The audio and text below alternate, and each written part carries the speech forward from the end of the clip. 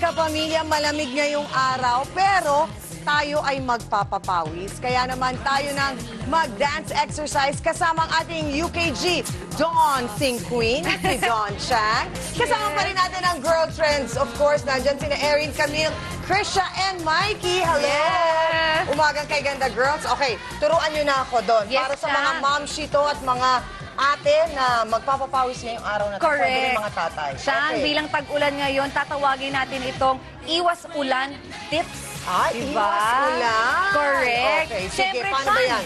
kapag ikaw ay naabutan ng ulan, nasa opisina, Oo. nasa trabaho, nasa eskwelahan, tatakbo ka para sumilong Tatakbo, ka. oo. So, tatakbo ka ngayon, pero yung takbo natin ganito, Chang. Step close lang yan. Step close na parang tumatakbo. Yan! okay. At syempre, hindi ka pa nakakaharap ng pagsisilungan mo, so sisilong ka muna gamit ang mga kamay mo. So, 1, 2, 3, 4, 5, Yun naman talaga eh. Yan, ganyan lang, di ba? Oo. At syempre, nakauwi ka na o kaya nakasilong ka na, pupunasan mo na ngayon yung basa. So, Oo. gagawin mo naman, punas, tapon.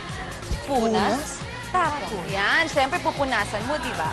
At dahil natutunan mo na ang leksyon siya, next time magdadala ka na ng Payong. So, bubuksan natin ang payong at iikot tayo at magse-celebrate dahil hindi ka na mababasa muli.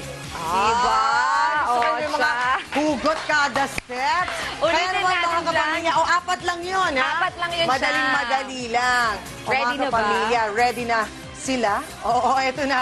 Dawn Chang kasama ang Girl Trends. And Go, go, Sean go! Amin. Ay talaga, dito lang ako sa gilid.